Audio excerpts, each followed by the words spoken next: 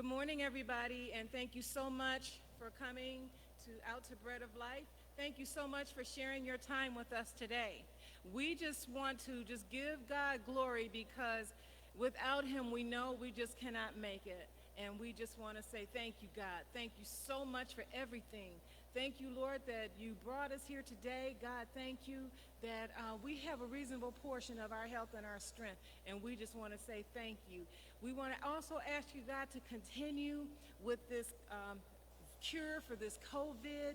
There's so many rumors out here about the rumors, but people are still suffering.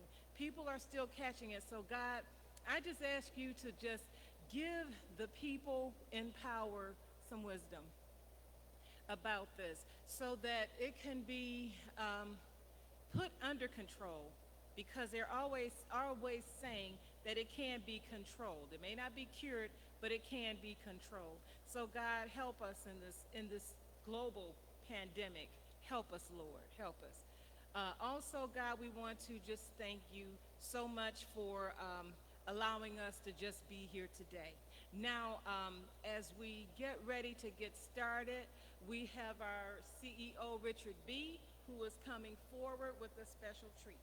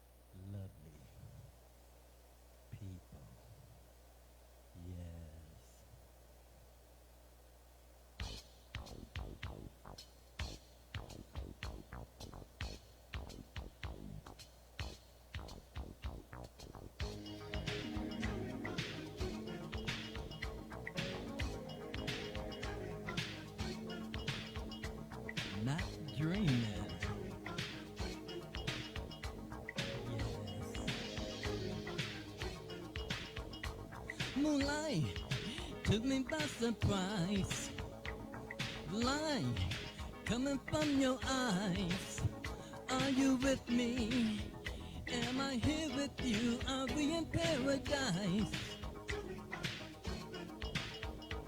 I know I've been here before. You go, did you come back for more? It's a mystery how you disappear like a shadow in the night. Oh, are you too good to be true? Oh, are you too good to be true? I'm not dreaming. Midnight magic of you. You slip into my room. Magic could be fantasy. Could it be that we're in love? Oh, your voice whisper in the dark. You talking to my heart. Are you with me? Am I here with you? Are we in paradise? Oh, are you too good to be true? Oh, are you too good to be true? Tell me I'm not dreaming. When the morning comes, wake me with your love. Let me know that I'm not dreaming, Daddy. Tell me this is real. Show me how you feel. Say it's what we both believe, yeah. Woo!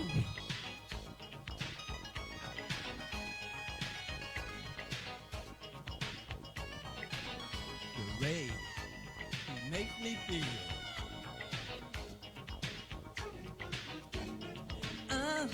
I'm not dreaming. I'm not dreaming. I'm not dreaming. Whoa, are you too good to be true? Abba, are you too good to be true? Yes, Father, are you too good to be true? Whoa, are you too good to be true? I'm not dreaming. I'm not dreaming. Tell me I'm not dreaming. Woo! I'm not dreaming. Yes, I am not dreaming. I do not have to believe something that I have not yet seen. I get to believe something that I have seen. How can I believe something I've never seen? That's not belief. That's called hope. Hope is a request for something that you do not possess. But once you possess it, now you're holding belief. Yes, yes, and I'm not going to be here long. I'm just going to touch on some things because it's really, really been touching me because I understand because I've been there. And I'm also one of the guilty parties. So my words don't have to be so much directed to you. They really are directed to me because I had to come to the realization of who I truly am supposed to be in the image of my God. I had to come to that realization. But while I was coming through that process, I caused some harm. I caused harm. So I'm just going to share this, and hopefully it touched those who understand, and then you can go back and gain your position too. Now, I'm just going to share some things about how, and these are, once again, I'm going to share this. I study many books. So if your knowledge is only one book,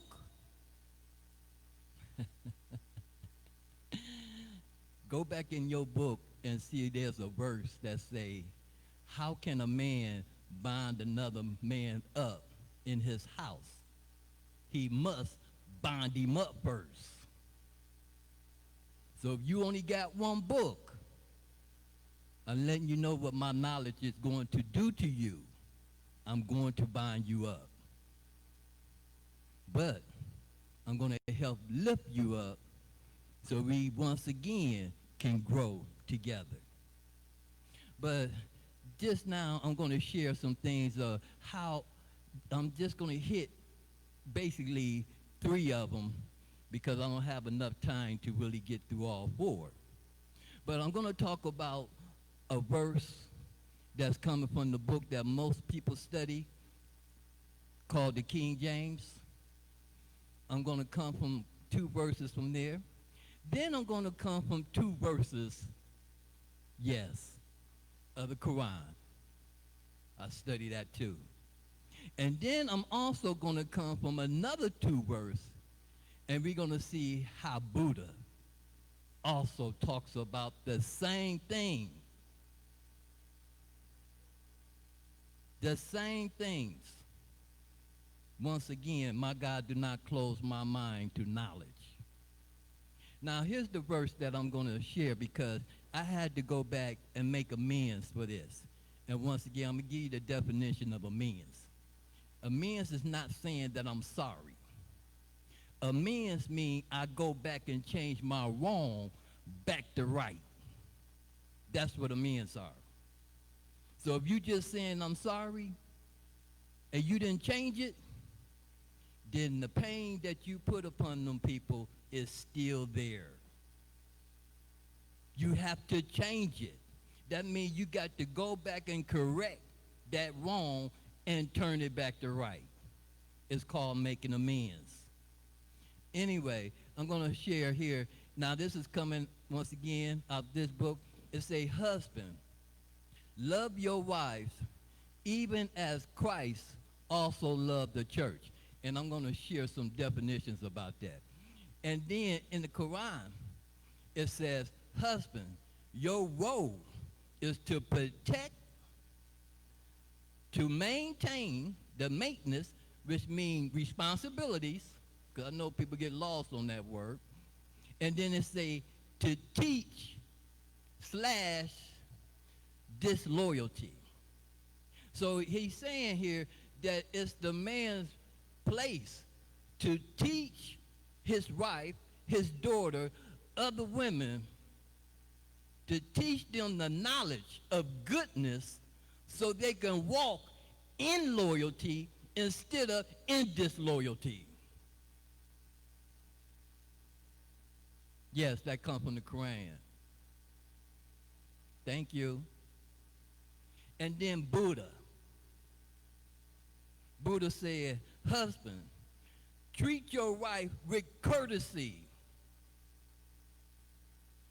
Do not despair her, which means don't bring her emotions to an ill set of statement. He said, don't do that. He said, do not betray her of her faith. He said, don't cheat on her. Don't do immoral things. to take her away from her faith. And those who know that I teach the definition of faith, faith is just the ingredients. So it's telling you, do not take away her ingredients that she needs to be loyal to you. That's from Buddha.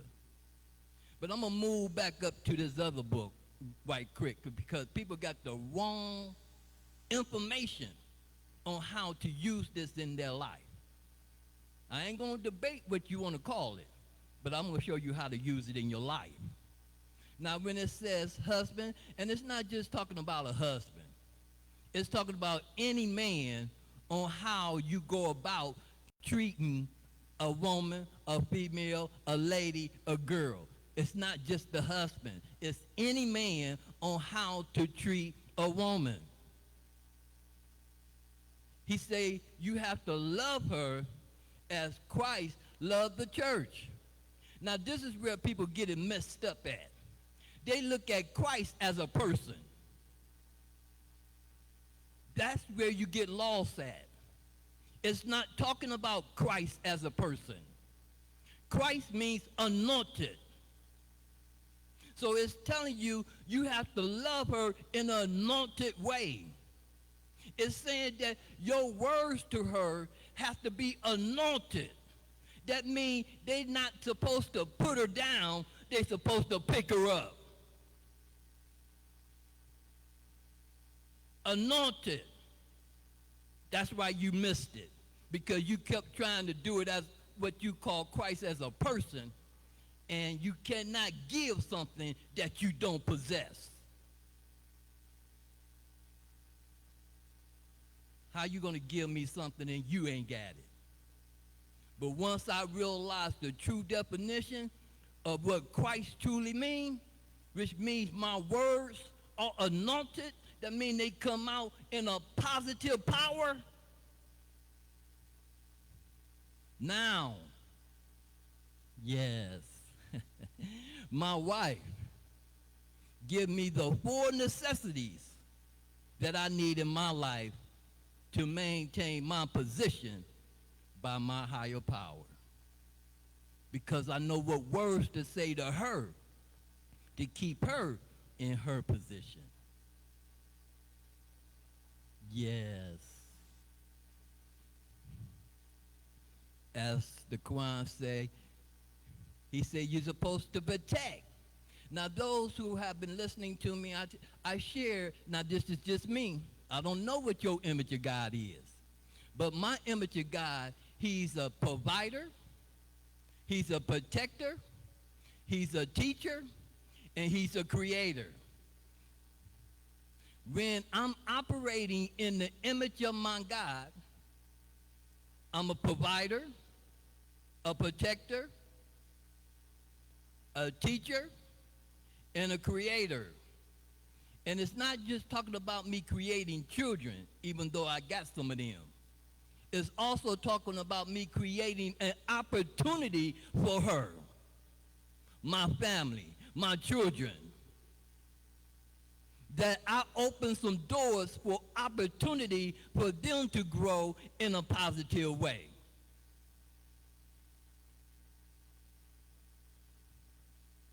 Yes, I'm talking about me. There's another book I studied. It seems to be that the root of my problem was that I was selfish and self-centered. And yes, I was. Because my actions was only trying to benefit me.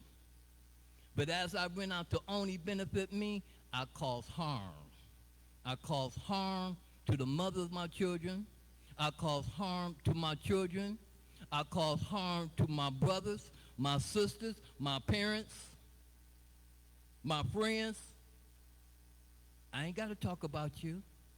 I can say it right inside of me. Most of the time, if I want to answer, all I do is look in the mirror, and the answer is right in me. Because I did them things. I was not the man that my God has designed me to be. But thank you, Abba, that you are a great redeemer.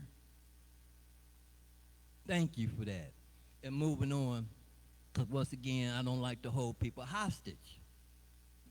So it's let me know that I had to go back and make amends to the woman. I had to go back and make amends to my mother. I went to my mother and I said, Mom, I truly apologize for not being the son that I was supposed to be. But from this day on, I guarantee I'll hold that position.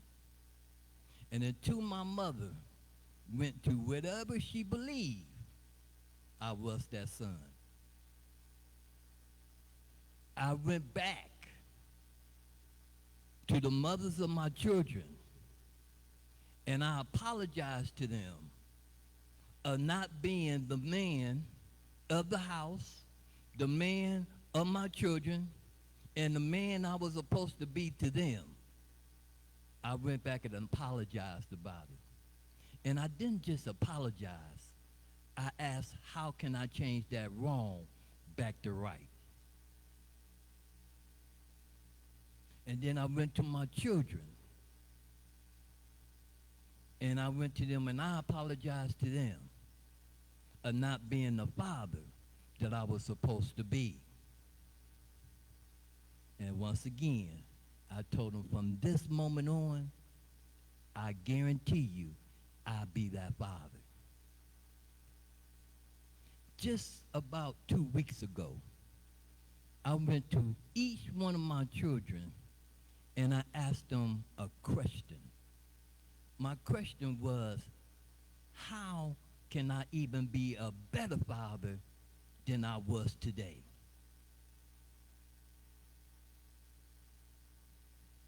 How can I be better than what I am already today? Because there's always room to improve.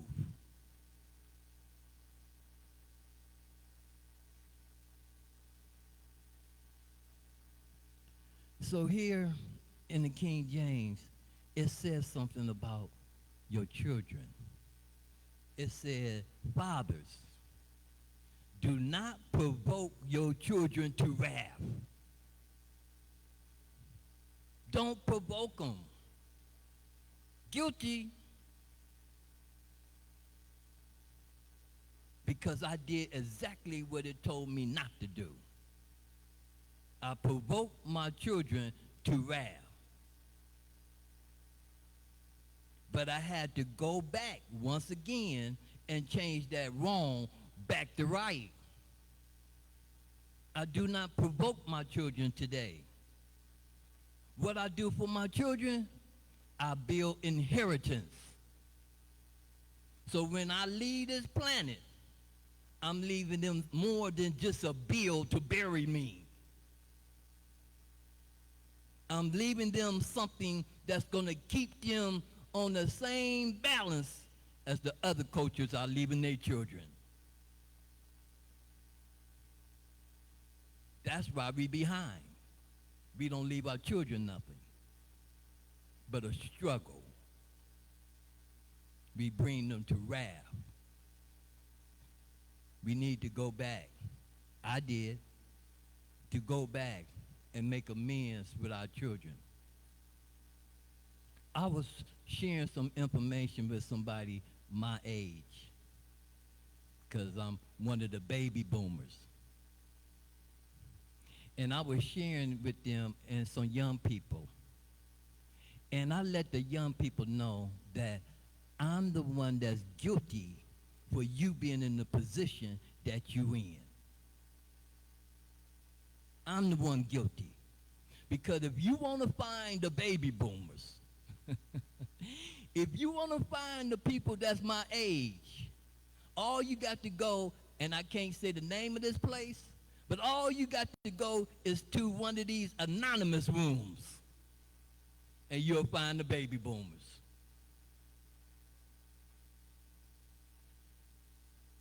So if they sitting in the anonymous room, guess what you did to your children? You brought them to wrath. because I know exactly what alcohol and drugs brought to my children. And I wasn't the only one out there doing it, because I watch it bring it to your children too. So I had to go back and make amends. And like I say, it's not just my children. I'm reaching out to all the young people to let them know I apologize for not being the man, the mentor, the leader that they needed in their life so they can grow up in a positive way and in a prosperity way too.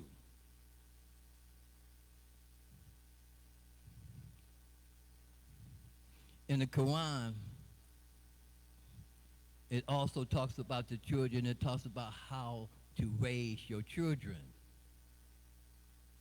And the words basically that it's saying it in the same way that you are to train your child in a way they should go so they should not go astray.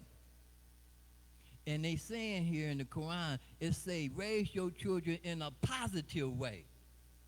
Because either way you train them, they're not going to go astray.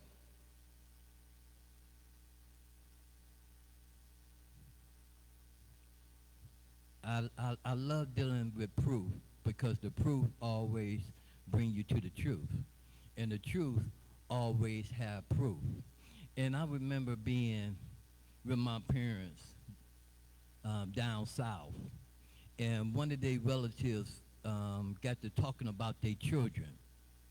And I looked at my mother and my father, and my mother looked at me because she knew I was getting ready to say something. And I looked at him, I say, why are you cursing your children when you the one who taught them how to do it? And he said, what you mean? I said, you the one that had the parties on Friday nights. You the one had the parties on Saturday nights. Having the kids come down and do the little dance while all y'all watch. While y'all getting drunk, doing y'all thing. So now you mad at your child because he's better or she's better at it than you. You mad at them because they're a better drunk than you. But you taught them. But now, because they better at it, which means they better at messing up their life, now you want to curse them. But you are the teacher that taught them. You need to go back and apologize to your children. You taught them. Buddha, and I'm coming to a close because I'm, once again, trying to take all this time. But Buddha had 5 rules.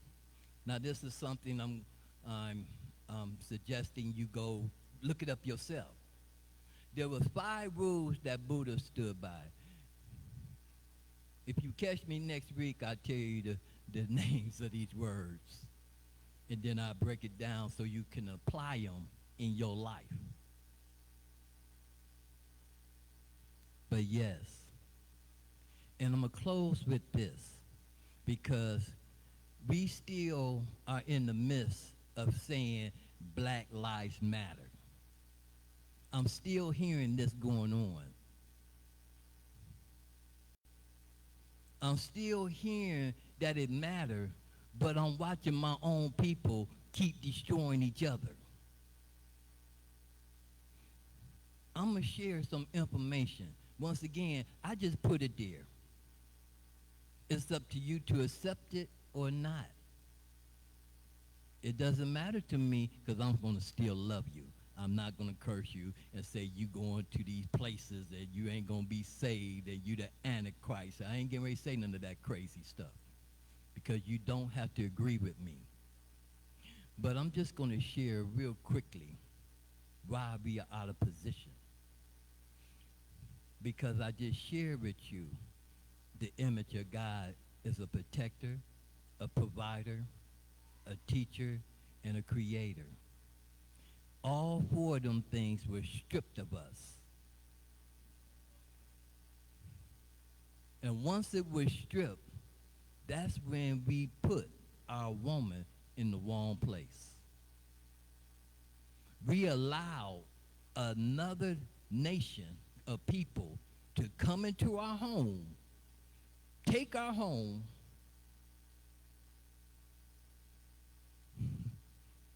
take our language, take our God, and take our wealth. Bring us to a place and put us in poverty. And while they put us in poverty, they continue to strip us because they know if they strip the man, she can't call his name. Because when she went to call his name, he couldn't help her. So this other group of people said, I'll give you another name to call. And she been calling this name ever since, even though it does not work. But she call it because she can't call your name because you refuse to go get put back in position to be the man to help her. She got to call somebody's name. She need to call yours. Once again, I like talking about me. In my house, the only man name my wife called is Richard. Because she called any other man's name, I'm going to give her the mail. And I'm going to say, well, you tell him to pay this bill. You tell him to put food in the refrigerator. You tell him to go get you a new car. You tell him to get you a house. You tell him to protect you. But I teach my family very well. That's why she called my name, because nothing comes out the sky. You need to go back and get in your position and learn how to protect, provide, teach, and create for your family. And it starts at home. Stop waiting on somebody to give you 40 acres and a mule. Because every time I hear a brother say that, I look at him, I say, well, the mother of your children waiting on that child support check you ain't paid yet. So how are you going to get something from someone else and you not even the example to your own? She's waiting because it don't come out the sky. And the one that you told her to call that name, he don't pay it neither.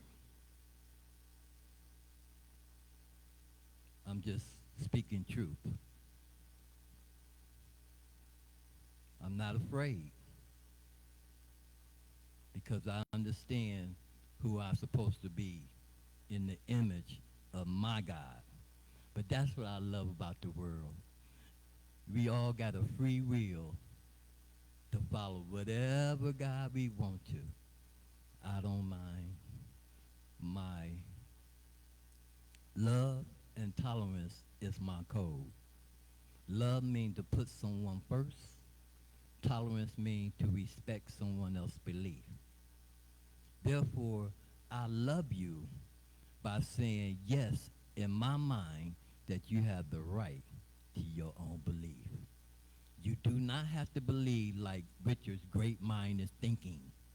You have the right to believe like your great mind is thinking.